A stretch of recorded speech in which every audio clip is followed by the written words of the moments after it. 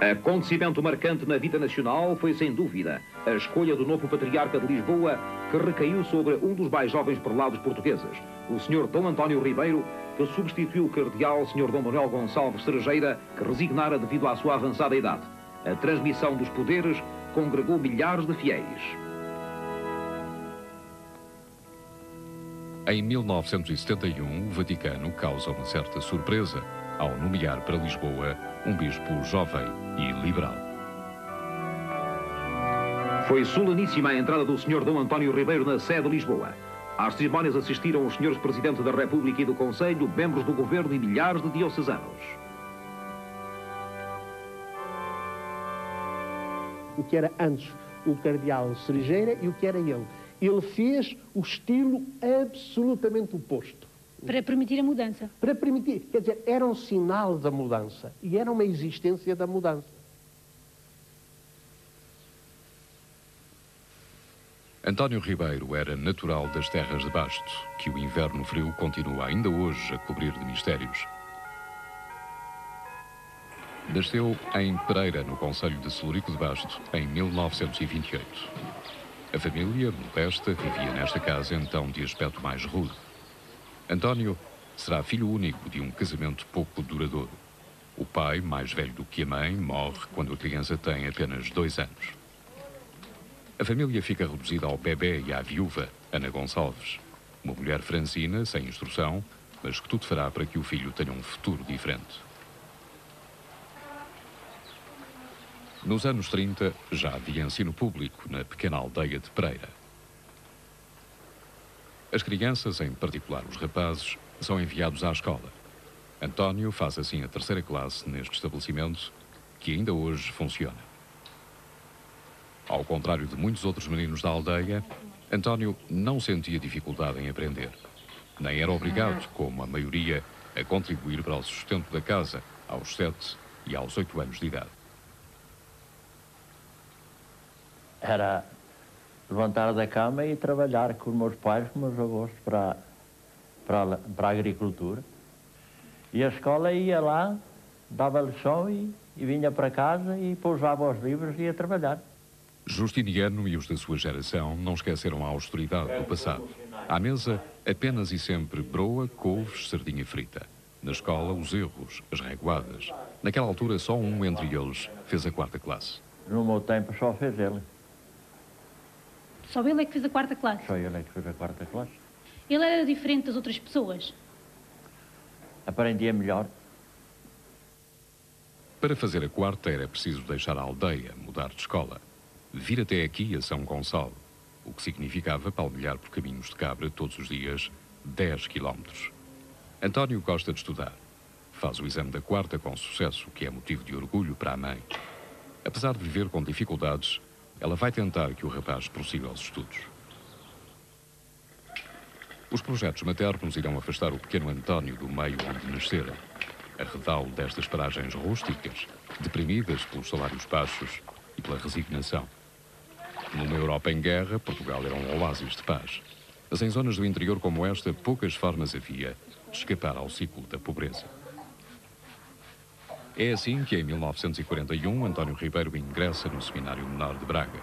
Contava 12 anos e tinha mais uma vez obtido sucesso no exame de admissão. Os rapazes estavam longos meses sem ver a família. Não havia luz elétrica nem aquecimento. A vida cotidiana era rigorosa. De manhã cedo, os alunos faziam o seu próprio pão. Seguiam-se a missa e os estudos.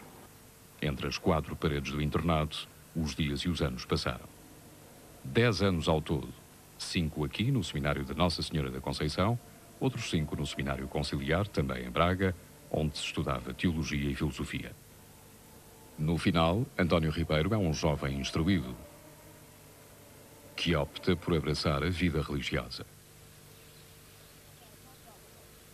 De regresso a casa e à terra natal, pouco tem em comum com os da sua geração. Ocupa-se dando explicações ou então dando a catequese na paróquia de São Clemente.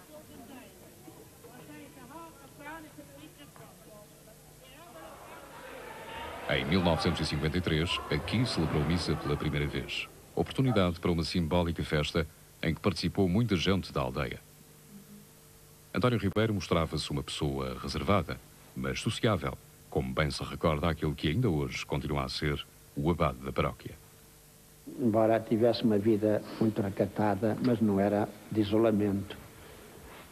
Já então entrava já muito na sociedade. Aqui pessoas, enfim, até distintas, aqui em cima, que nessa altura era o Sr. Visconde de São Clemente, aqui, este palacete aqui em cima.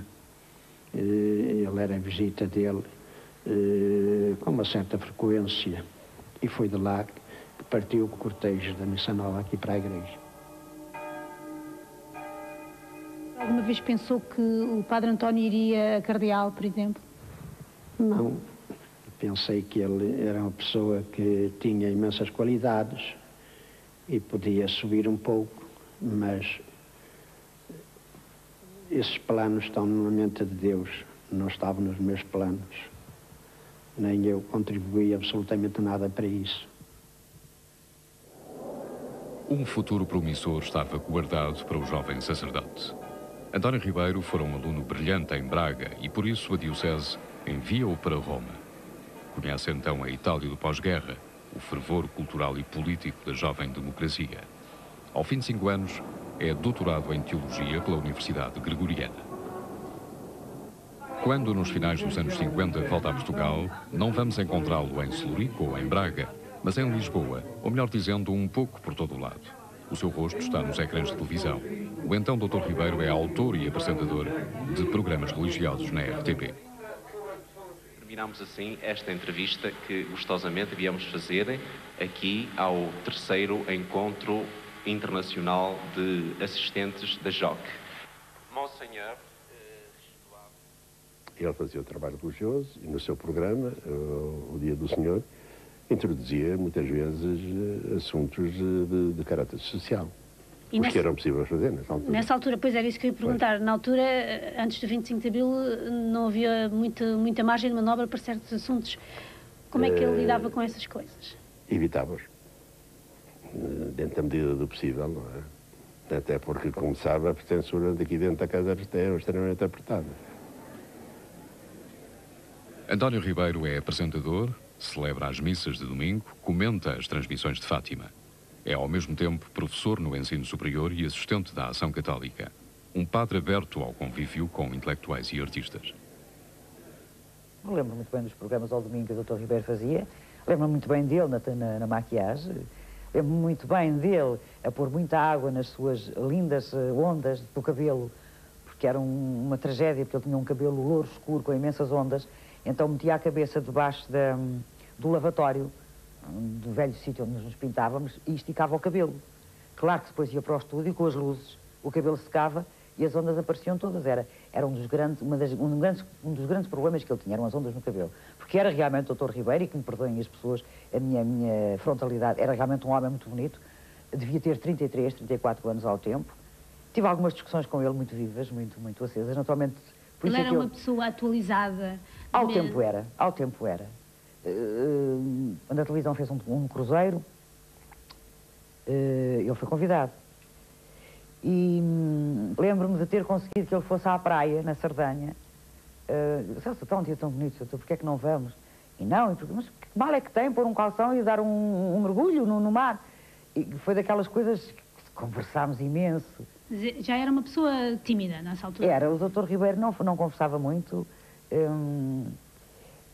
Eu julgo que o que ele gostaria de ter sido em definitivo era padre. E padre para ir num sítio difícil. Entretanto, de Roma sopravam ventos de mudança. Bispos de todas as cores e raças se encontravam diariamente para orar em conjunto, refletir e debater, por vezes até vigorosamente, os múltiplos esquemas que lhe tinham sido submetidos. A Igreja reunida para analisar o seu papel na sociedade moderna. Inaugurado em 1962 pelo Papa João XXIII, o Concílio do Vaticano II estabelece a liberdade religiosa e a renovação das estruturas eclesiásticas. A Igreja atenua, digamos assim, uma visão demasiado hierarquizada, monárquica, que poderia ter havido no passado, para acentuar, sobretudo, o aspecto do envolvimento, da participação de todos os fiéis, como batizados que são, portanto, na missão da Igreja. Ou seja, a Igreja não são apenas os bispos, o clero ou os religiosos, nem apenas os leigos ativos, mas a Igreja é todo o povo de Deus que se reúne para celebrar a sua fé numa caminhada no meio dos homens.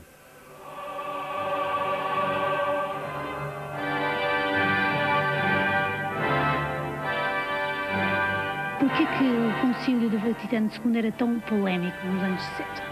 Repare, Em Portugal. o Vaticano II em Portugal nunca foi preparado.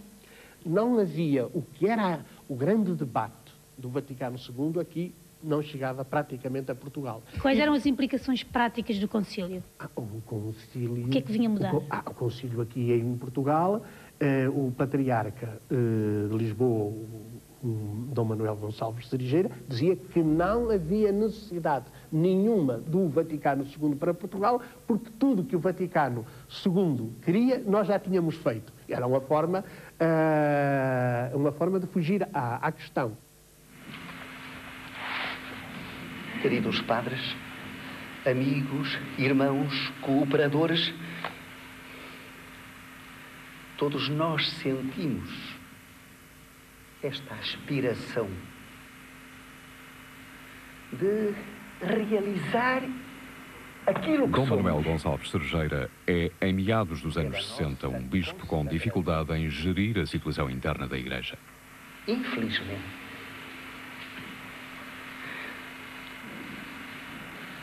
certa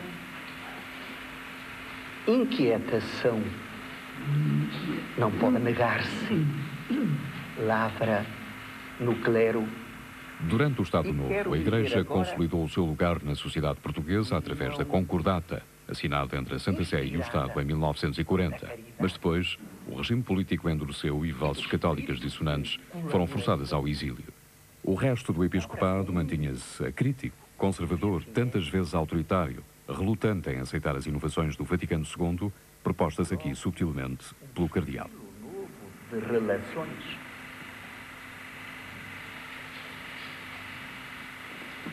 No ato da ordenação sacerdotal, o prelado disse aos novos ordenados que não eram servos, mas amigos, que não são súbditos numa interpretação estreita, mas cooperadores, mas colaboradores, mas associados. Nós temos que interpretar as coisas não à luz de hoje, mas à luz do que a situação. O cardeal Cerejeira, é sabido, era um amigo, um grande amigo do Dr. Salazar. Essa amizade foi uma amizade que, segundo dizia o cardeal Cerejeira, não se terá imiscuído, digamos, nas relações eclesiais e políticas, mas certamente que duas pessoas que são amigos, ainda que profundamente diferentes, como eles mesmos reconheciam, certamente que essas pessoas acabam por terem influência uma na outra, não é?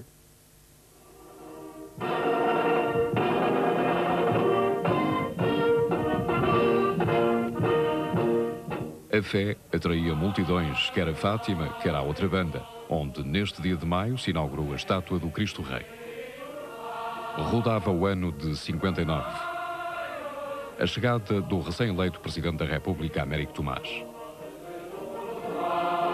O Presidente do Conselho, Oliveira Salazar, responsável pelo exílio do Bispo do Porto, Dom António Ferreira Gomes. Mas o cardeal limita-se a falar num anjo protetor. Invisível, mas certamente conosco, o anjo da Portugal, aquele mesmo que revelou aos pastorinhos de Fátima, vindo do céu: eu sou o anjo da sua guarda, o anjo de Portugal. Portugal era um país isolado do debate de ideias que alastrava pela Europa nos anos 60. No Vaticano, o novo Papa fala de direitos humanos, de justiça social, da paz. Em 1967, o avião em que viaja Paulo VI aterra na base militar de Montreal. Trata-se de uma visita particular. Irá a Fátima, onde se celebram os 50 anos das aparições. Oportunidade única também para promover algumas mudanças nos meios religiosos portugueses. Através da RTP, o padre António Ribeiro tornara-se conhecido. Culto, liberal, abraçara com convicção a causa do Vaticano II. Fazia-o de forma prudente, como convinha na altura. Há um episódio que hoje é público, é conhecido, é mais do que um episódio, penso eu que é significativo, por um lado do prestígio de Sr. Dom António e por outro das oposições que em certos meios ele suscitava, é o facto de ele inicialmente ter sido pensado e apontado como uma das pessoas que poderia ser nomeada para Bispo da Beira, para suceder a Dom Sebastião Soares Rezende, e isso não ter acontecido, por via do mecanismo concordatário, permitiu ao governo de então, ao poder político de então, vetar precisamente, opor-se ao seu nome e à sua nomeação. António Ribeiro não será Bispo da Beira, mas sim Bispo Auxiliar de Braga. Com 38 anos, deixa a cidade de Lisboa de que gostava. Na capital, habituara-se a frequentar as tertúlias.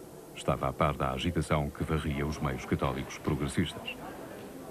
O dia a seguir a ele ser ordenado Bispo Auxiliar de Braga, em Braga, onde decorria uma semana pastoral e onde me pediram para fazer logo a primeira conferência, que provocou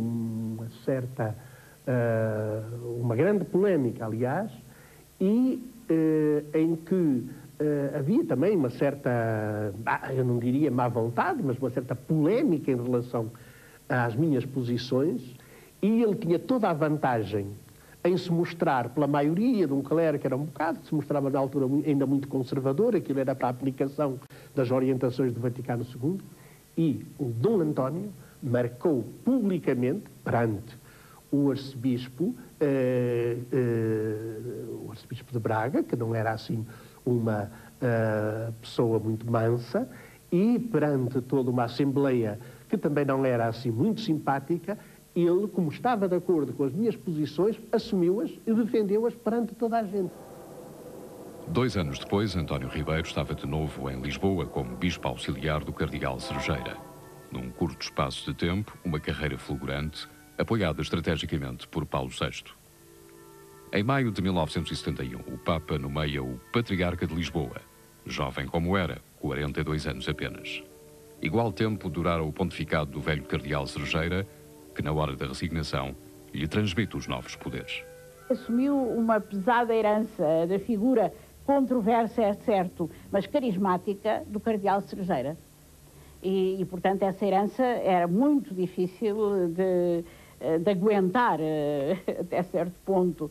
De certo modo, aquilo que tem sido dito sobre o Cardeal Cerejeira quanto à sua relação com a política foi naturalmente evitada por Dom António, não só em contraste com essa herança, mas pelas suas próprias convicções de necessidade de separação da Igreja do Estado.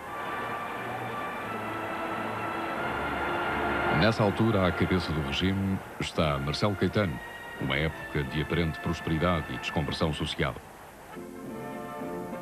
A abertura marcelista já permitira que o Bispo do Porto, exilado há 10 anos em Roma, regressasse a Portugal. Porém, as liberdades públicas continuam limitadas. Há ainda a guerra colonial em que o regime insiste, apesar de polémica e custosa para o país. 10 de junho, Dia da Raça.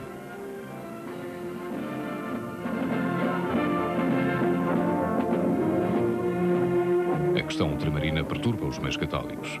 A violação de direitos humanos nas colónias é denunciada por alguns missionários.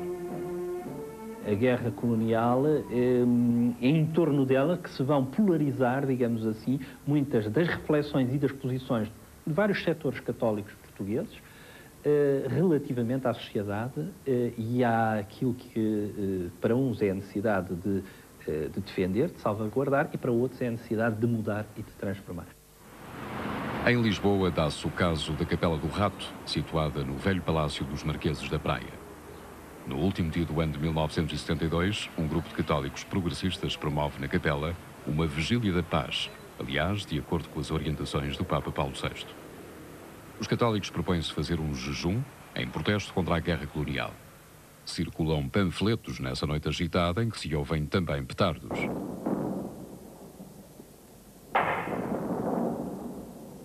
A intervenção da PIDE silenciou a capela. O patriarcado reagiu, repudiando a invasão da capela pela PIDE. Nessa Vigília da Paz, o padre António Janela, tal como outros católicos, acabou preso. Foram os interrogatórios que se prolongaram-se. Queriam saber quem é que tinha dado instruções, quem eram as pessoas que estavam.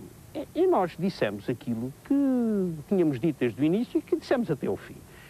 O que fizemos foi por ordem do Sr. Patriarca. E isso estava documentado pelos telefonemas que certamente teriam sido acompanhados, porque os nossos contactos foram por via telefónica, justamente para que se estivessem bem informados logo de início do que é que... E as escutas eram frequentes, era? Pois, evidentemente, nessa altura não era nada de normal. A um dado momento eu senti que as coisas estavam a mudar um pouco, o tom talvez menos agressivo, e a um dado momento eu tive que sair à casa de banho, e quando vejo no corredor, vejo ao fundo o secretário do Sr. Patriarca. E diz, olha, pai, já estou a perceber um bocadinho o que é que isso está a mudar. Bom, já à alta madrugada, não posso precisar a hora, isso não me lembro, pronto, despacharam, e então eu, quando saí, estava o Sr. Patriarca dentro do carro. E agora vou-lhe contar, porque isso também me sensibilizou bastante. A primeira preocupação, você deve estar cheio de fome. O caso da Capela do Rato pôs à prova os princípios de Dom António Ribeiro, à volta de quem, aliás, cresciam as expectativas. O patriarca de Lisboa morava, na altura, no Chiado, no presbitério da Igreja dos Mártires. O cotidiano da paróquia não era da sua responsabilidade. Dependia, sim, do padre Lereno Dias. Por razões de ordem prática e de conforto, a residência paroquial dos Mártires era mais conveniente do que o palacete da sede do patriarcado. As tarefas diárias, missas, confissões e tudo mais, não cabiam a Dom António Ribeiro, que por aqui circulava como hóspede ilustre. O patriarca, e então cardeal desde 1973, era uma pessoa ativa, mas sóbria, conforme se recorda quem com ele conviveu durante vários anos. E aqui nos Mártires, como é que era o dia-a-dia? Ele trabalhava no patriarcado. E ao patriarcado eu fazia o trabalho aqui da paróquia. Encontrávamos à mesa e à noite ele ia trabalhar para os seus aposentos, para o seu escritório, eu para o meu, para qualquer reunião que tivesse. E percebi que o seu patriarca trabalhava muito pela noite dentro. Isso percebi, trabalhava pela noite dentro. E uma coisa que ele tem que é edificante, é mesmo cativante, carta que ele receba, é uma carta a que ele responde de imediato. É uma coisa edificante para mim, para a minha indisciplina, foi sempre... Muito disciplinado, então. Sim. Também era um grande fumador. Isso também. Também, não é? Também era. As relações entre o patriarcado e o regime autoritário de Marcelo Caetano são cordiais, mas tornam-se cada vez mais distantes. Por fim, naquele ano de 1974, o país acorda em sobressalto, numa manhã de abril.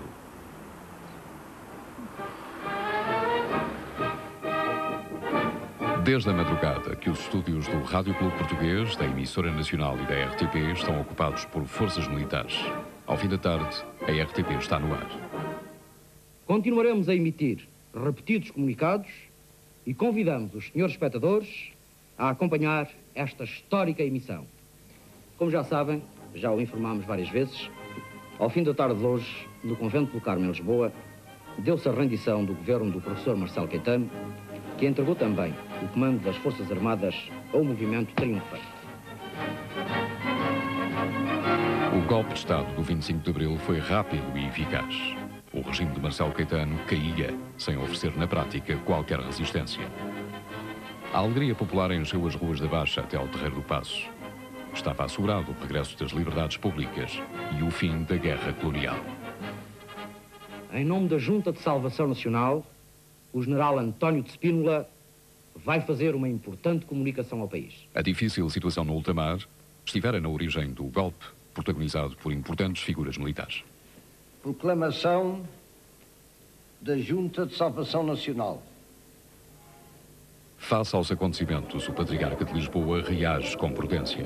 Remete-se às questões da Igreja, neste caso, ao Sínodo dos Bispos, realizado em Roma.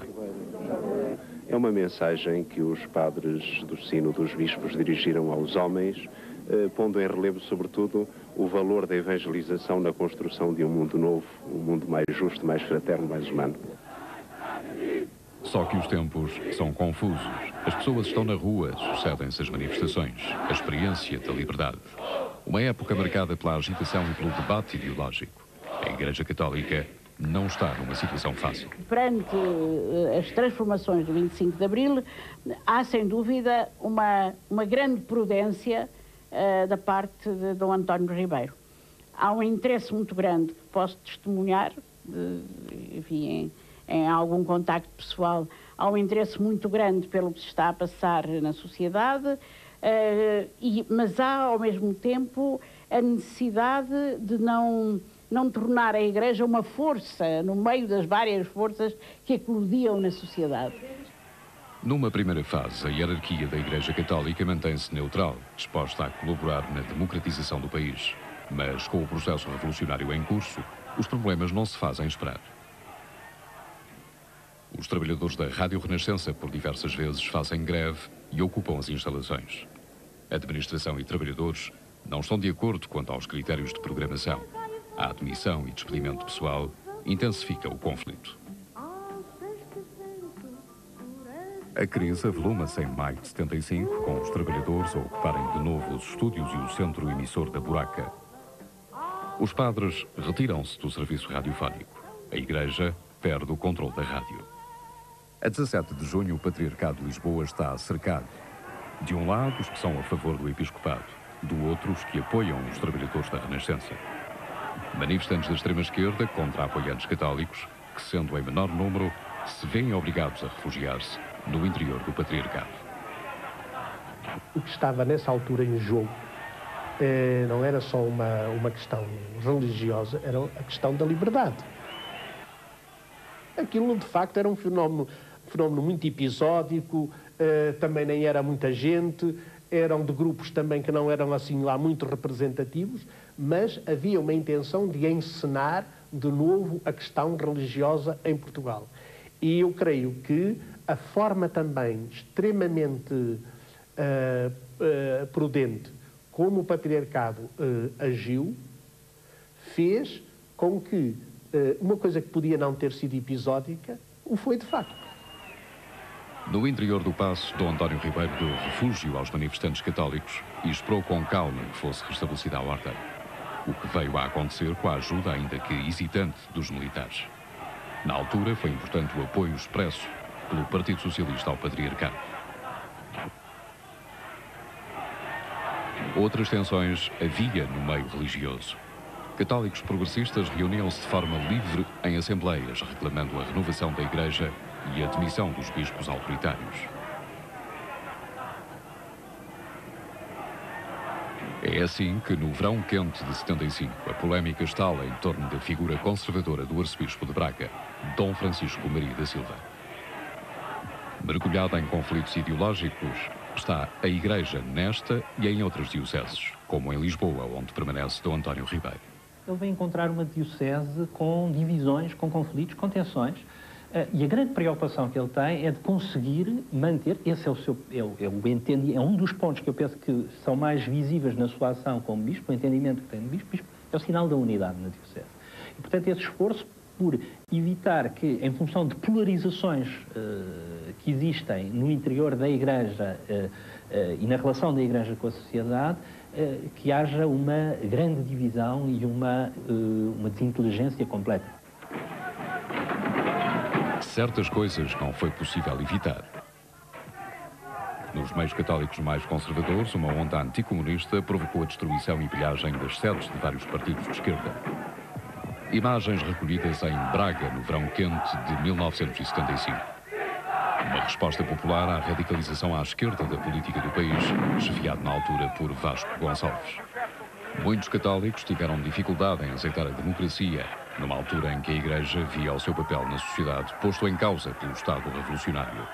Mas este tipo de guerra santa também não servia. Se queremos a paz, temos de começar por dizer não à guerra, por dizer não ao arsenal de armamento bélico, por dizer não aos regimes políticos estruturalmente violentos. Dom António Ribeiro foi o modelo da moderação e do espírito de tolerância, a exemplo de Paulo VI, de quem era grande admirador. Aguardou o desenrolar dos acontecimentos políticos, sempre firme nos princípios. Muitas vezes crítico também, mas em sede própria nas homilias. Ou então, em notas oficiais que emanavam da Conferência Episcopal Portuguesa, de que foi presidente a partir de 1975. Tornou-se, com o tempo, uma figura ainda mais reservada, quase misteriosa. O Sr. Cardeal Patriarca, quando estava presente e em pequenos grupos, as pessoas tinham uma ideia diferente quando o viam na televisão e na Sé, nos pontificais, não é? Em que aparece muito mais uma figura hierática. Quem não passa por esta outra experiência de maior proximidade acharia que o Sr. Cardeal Patriarca pairava noutro plano que não era bem o da nossa vida, e isso não era verdade, mas podia ser uma imagem. O cardeal foi sempre um homem atento ao momento que o país atravessava. Entendia que os cristãos podem e devem agir politicamente na sociedade. Mas a Igreja, enquanto instituição, não deve avançar com soluções. Naturalmente que a Igreja está sempre disposta a dialogar com os sindicatos ou com quaisquer outras instituições naquilo que é da sua competência e da sua missão. Certamente que não compete à Igreja resolver os problemas do país. Em maio de 1982, o Papa João Paulo II está de visita ao país. A seu lado, Dom António, o cardeal, está satisfeito neste dia em que, aos olhos do mundo, Portugal é a imagem perfeita de um país católico.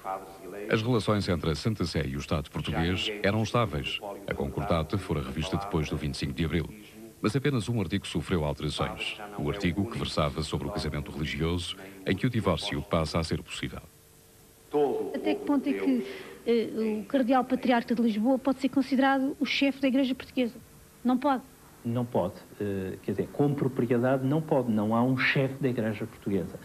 A Igreja, na sua Constituição, o que há é dioceses que têm à sua frente, à sua cabeça, um bispo. Portanto, o Patriarca de Lisboa, qualquer que ele seja, é, antes de mais, o bispo de uma diocese, que também é metropolita, que também é, portanto, sede de uma metrópole, e, ao mesmo tempo, é bispo com outros bispos no território português. Mas o bispo de Lisboa é diferente dos outros bispos, não é? O papel e a preponderância e a força que o bispo de Lisboa, e concretamente no caso o Patriarca Dom António Ribeiro, tem tido no seio da Conferência Episcopal, no seio da Igreja Portuguesa e da Conferência Episcopal, penso que é visível pelo facto de ele ter desempenhado até agora por 4 mandatos a presidência da Conferência Episcopal Portuguesa. No pós-25 de abril, Dom António Ribeiro presidiu a Conferência Episcopal ao longo de 12 anos. A hierarquia da Igreja Católica só conhecerá uma nova onda de perturbação por altura da legalização do aborto terapêutico em meados dos anos 80. Mesmo nesse momento difícil, o Patriarca não quis transformar a questão numa cruzada pública pessoal. No seio da Igreja deixou uma obra de mérito, muitas vezes subvalorizada por ter sido tão subtil. Neste dia, em Belém, celebravam-se os 25 anos do seu pontificado na Diocese de Lisboa.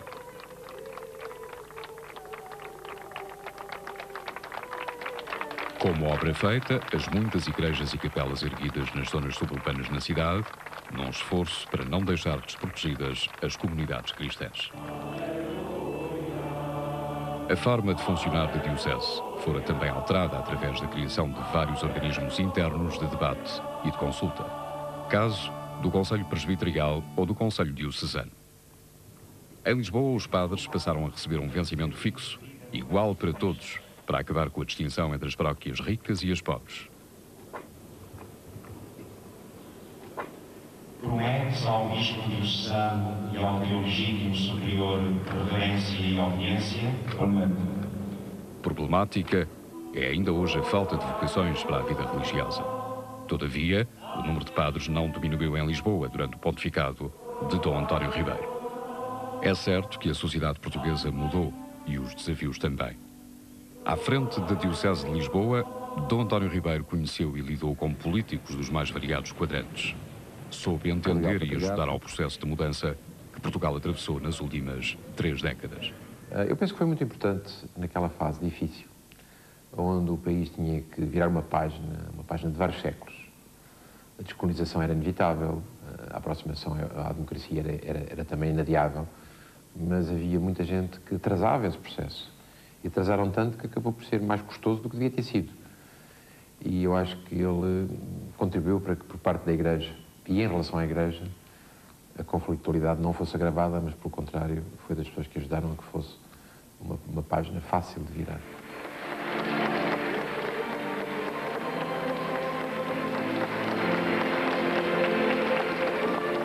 Ele cria um espaço de liberdade dos católicos na sociedade para se definirem como quisessem, da maneira que quisessem. Agora, fazer esta mudança, eu quase diria, de regime, de relações da Igreja-Estado, eu nisto acho que eu como cristão, eu como católico, eu como padre, eu como religioso e eu como cidadão deste país, eu estou imensamente agradecido ao Dom António.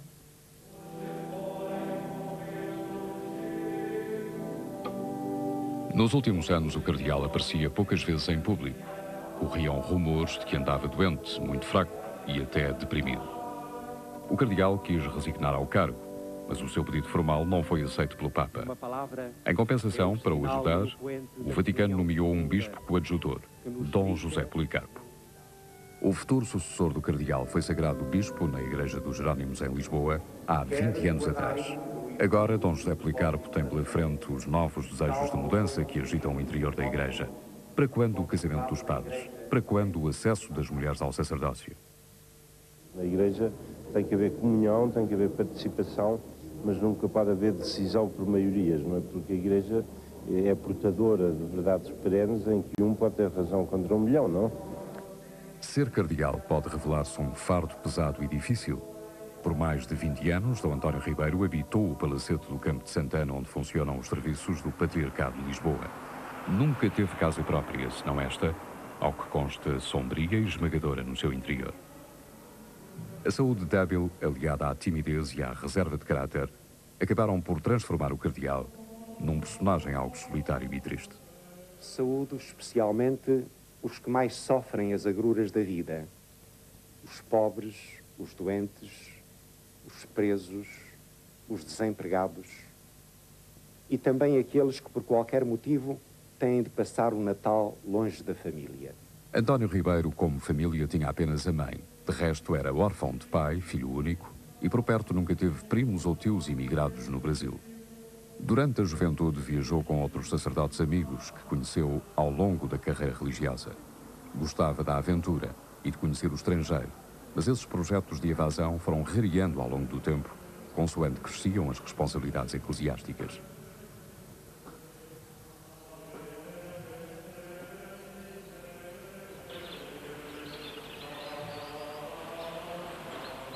À terra natal voltava sempre para visitar a mãe, de quem gostava muito, e por quem nutria uma grande admiração. Na pequena aldeia de Pereira não lhe restavam outros amigos ou familiares. Ultimamente, apenas num certo dia de maio, deslocava-se a Pereira para celebrar uma missa pelo aniversário da morte da mãe.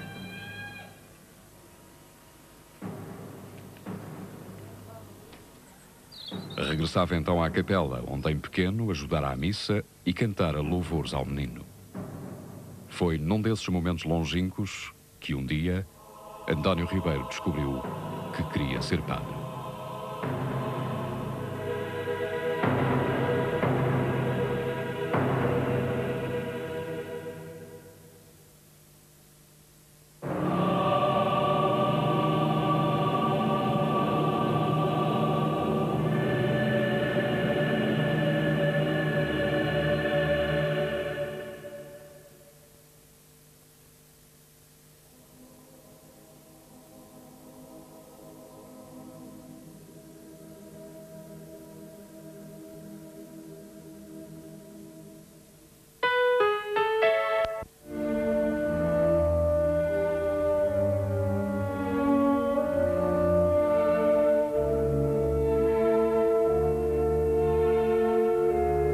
restos mortais de Dom António Ribeiro repousam na sede de Lisboa. O cardeal patriarca morreu hoje, aos 69 anos, depois de uma prolongada doença. Esteve à frente da Diocese de Lisboa durante 26 anos.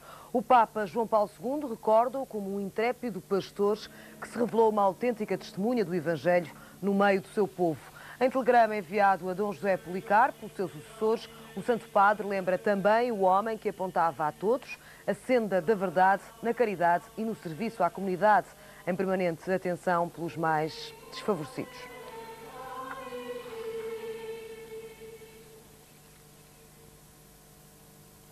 Durante a tarde e parte da noite, o corpo de Dom António Ribeiro esteve em câmara ardente na Sé Catedral de Lisboa. Centenas de pessoas acorreram ao local para prestar homenagem ao cardeal patriarca. Figuras públicas de todos os quadrantes políticos e gente anónima passaram pela Sé e deixaram as condolências. Os restos mortais de Dom António Ribeiro chegaram à Sé cerca das 4 da tarde e a partir dessa hora centenas de pessoas começaram a acorrer ao local. Católicos anónimos e figuras públicas, civis e militares, quiseram prestar uma última homenagem ao cardeal patriarca, um homem que recolhia uma admiração alargada. Considero que teve um papel importante na sociedade portuguesa e na adaptação da Igreja Portuguesa às novas condições da democracia, do pluralismo e da liberdade. Foi o cardeal que enfrentou as complexidades resultantes das mudanças políticas e sociais no nosso país. E penso que o fez sempre com espírito de reconciliação e com muita sabedoria. Esquerda, centro e direita unidas no apreço e no pesar pela morte de Dom António. Dentro da Sé, um livro de condolências vai continuar à disposição dos que quiserem deixar os seus sentimentos escritos. As portas da Catedral encerraram à meia-noite e reabrem amanhã às 10 da manhã.